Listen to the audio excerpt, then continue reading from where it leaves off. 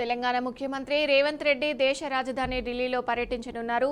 ప్రతిపక్ష ఇండియా కూటమి తరపున ఉపరాష్ట్రపతి అభ్యర్థి జస్టిస్ సుదర్శన్ రెడ్డి నామినేషన్ దాఖలు చేసే కార్యక్రమంలో పాల్గొనేందుకు ఆయన ఢిల్లీకి వెళ్లనున్నారు. గురువారం ఉదయం 11 గంటలకు ముఖ్యమంత్రి రేవంత్ రెడ్డి హైదరాబాద్ నుంచి ఢిల్లీకి పయనమవుతున్నారని ముఖ్యమంత్రి కార్యాలయ వర్గాలు తెలిపాయి. నామినేషన్ దాఖలు కార్యక్రమానికి ఇండియా కూటమిలోని భాగస్వామ్య పక్షాలకు చెందిన జాతీయ స్థాయి నేతలు, ముఖ్యమంత్రులు హాజరు కానున్నారు.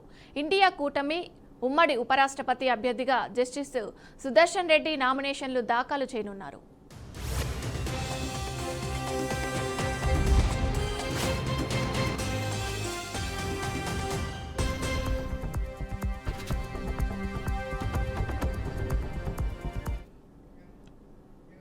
ఆంధ్రప్రదేశ్లోని కర్నూలు జిల్లాలో తీవ్ర విషాద ఘటన చోటు చేసుకుంది. ఆడుకోవడానికి వెళ్లిన 6 చిన్నారులు ప్రమాదవశాత్తు నీటి కుంటలో పడి ప్రాణాలు కోల్పోయారు.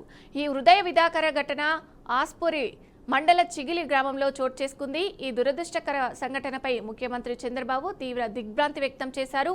6 చిన్నారులు ఒకేసారి మరణించడం తనను తీవ్రంగా కలచివేసిందని ఆవేదన చెందారు. ఎంతో భవిష్యత్తు ఉన్న చిన్నారులు ఇలా అర్ధాంతరంగా తనువు చాలించడం వారి కుటుంబాలకు తీరని లోటన్నారు.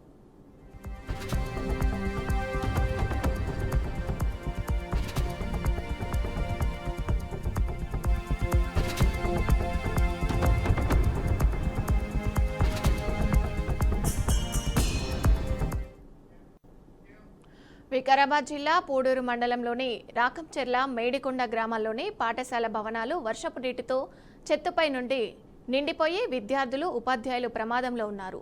రాకంచెర్ల స్కూల్ భవనంలో ఫ్యాన్లు, ట్యాబ్లైట్లు తడిసి విద్యుత్ షాకు ప్రమాదం కలిగించే స్థితికి చేరుకోగా ఉపాధ్యాయులు, విద్యార్థులను పక్కన ఉన్న గణేష్ మండపంలోకి తరలించి బోధన కొనసాగిస్తున్నారు. మేడికొండ స్కూల్ కూడా మధ్యలో అడ్డంగా నిర్మాణం మొదలుపెట్టబడిన కారణంగా ప్రమాదకరంగా ఉంది. గ్రామస్తులు ఫిర్యాదులు చేసినప్పటికీ విద్యాశాఖ ఇంకా స్పందించలేదని, భవనాలను తొలగించి కొత్త భవనాలు నిర్మించాలన్న కోరికలు వినికిడి కోరుతున్నారు. అంగన్వాడీ, గ్రామ పంచాయతీ భవనాలు కూడా పూర్తి చేయాలని గ్రామస్తులు అధికారులకు విజ్ఞప్తి చేస్తున్నారు.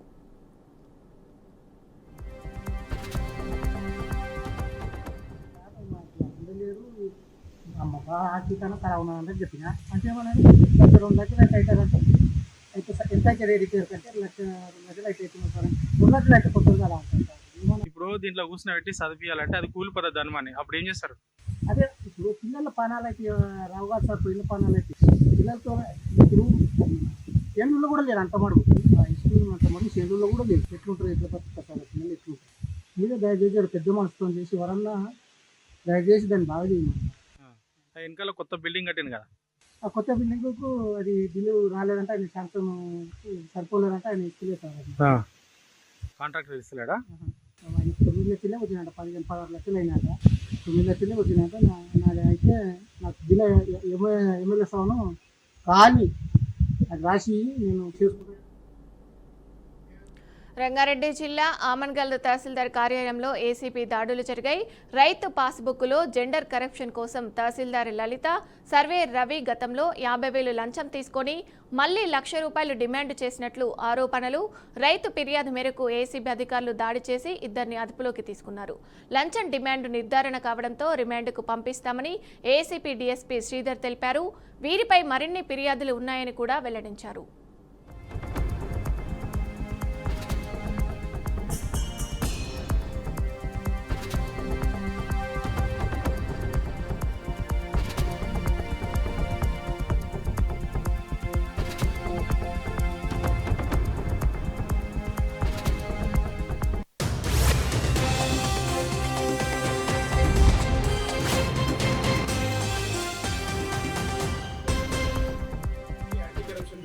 హైదరాబాద్ మాకు యాక్చువల్లీ ఒక 2 వారాల క్రింద ఒక కంప్లైంట్ వచ్చేది. ఇక్కడ తహసీల్దార్ గారు ఒక పాస్బుక్లో జెండర్ కరెక్షన్ గురించి ఒక 50,000 డిమాండ్ చేసి ఆల్రెడీ తీసుకున్నది 50,000 తీసుకున్నాక కూడా మళ్ళీ ఆ కరెక్షన్ ఇంకా కాలేదు. అది మీ సేవలో అప్లై చేయాల్సింది. మీ సేవలో ఆ రోజు సర్వర్స్ డౌన్ ఉండే, మేమే చేపిస్తాంలే అని చెప్పేసి దానికి ఒక సర్వేయరు తహసీల్దార్ గారు, రవి అనే సర్వేయరు, లలిత అనే తహసీల్దార్ గారు ఇంకొక ₹1,00,000 50,000 ఒక్కొక్కరి 50,000 చొప్పున వాళ్ళు డిమాండ్ చేశారని చెప్పేసి కంప్లైంట్ వచ్చేది. ఆ కంప్లైంట్ మీద మేము నిన్న కేసు రిజిస్టర్ చేశాము. ఈరోజు మార్నింగ్ ఇప్పుడు ఎంక్వైరీకి వచ్చాము. తహసీల్దార్ గారిని మరియు సర్వేయర్ని కూడా ఇద్దరిని అరెస్ట్ చేశాము, కోర్టులో ప్రొడ్యూస్ చేస్తాం. పేర్లు లలిత తహసీల్దార్ గారు, రవి అని చెప్పేసి సర్వేయర్, మండల సర్వేయర్ కామన్ గారు. ఆల్రెడీ 50,000 29th నాడు లాస్ట్ మంతే తీసుకున్నారు. తీసుకొని కూడా ఇంకొక ₹1,00,000 డిమాండ్ చేశారని చెప్పేసి మా దగ్గర కంప్లైంట్ ఉన్నట్టుంది. అందరితో ఎంక్వైరీ చేస్తాం. మేము ఇక్కడే ఉంటాము నైట్ వరకు కూడా. మేము విచారించేసి మిగతా వాటి మీద కూడా ఇలాంటి యాక్షన్. మహబూబాబాద్ జిల్లా నేక్కొండ ఇంటికన్నే స్టేషన్ల మధ్య విశాఖపట్నం ముంబైలో లోకమాన్య తిలక్ టెర్మినల్ ఎక్స్ప్రెస్ రైలు నిలిచిపోయింది. ట్రైన్ ఇంజన్ ఫెయిల్ కావడంతో 2 గంటల పాటు నిలిచిపోయింది. వెంటనే కాజీపేట నుంచి ప్రత్యామ్నాయ ఇంజన్ను తెప్పించి రైలును యథావిధిగా సాగించారు. ఈ ఘటనతో మహబూబాబాద్ రైల్వే స్టేషన్లో గోల్కొండ ఎక్స్ప్రెస్ గంట పాటు, Vande Bharat super fast express 15 నిమిషాలు ఆలస్యమయ్యాయి.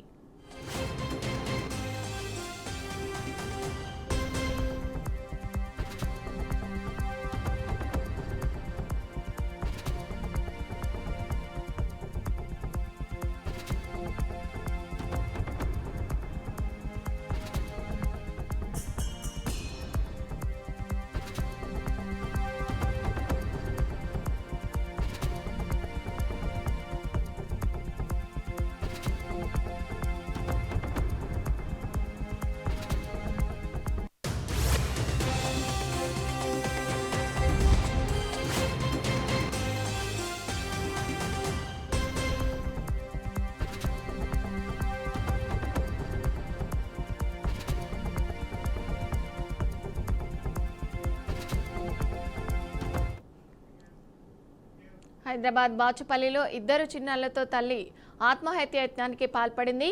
ఇంట్లో ఉన్న నిల్లా సంపులో 2 బాబులతో పాటు తల్లి కూడా దూకింది. నీరు తక్కువ ఉండడం కారణంగా 2 బాబులు మరణించారు. పోలీసులు తల్లి లక్ష్మిని చికిత్స నిమిత్తం ఆసుపత్రికి తరలించారు. కుటుంబ కలహాలతోనే ఆత్మహత్యకు పాల్పడినట్టు అనుమానిస్తున్నారు. లక్ష్మి భర్త లక్ష్మణ్ ఇటుక బట్టీలో రోజువారీ కూలీగా పనిచేస్తున్నట్లు తెలిపారు. ఘటనపై కేసు నమోదు చేసి పోలీసులు దర్యాప్తు చేపట్టారు.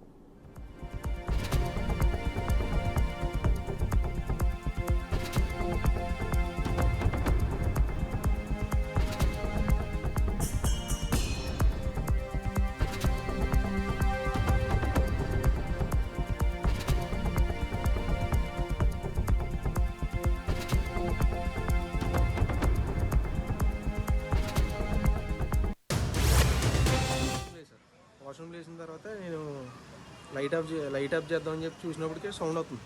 ఏంటి సౌండ్ అవుతుంది ఏంటని చెప్పి నేను సౌండ్ అవుతుందని చెప్పి లోపలికి వెళ్ళిన తర్వాత కుక్క పడిపోయింది అనుకున్నా. కుక్క పడిపోయిందని లోపలికి వెళ్ళి ఫోన్ లైట్ వేసి చూసిన తర్వాత ఆమె ఇలా చూస్తుంది పైకి.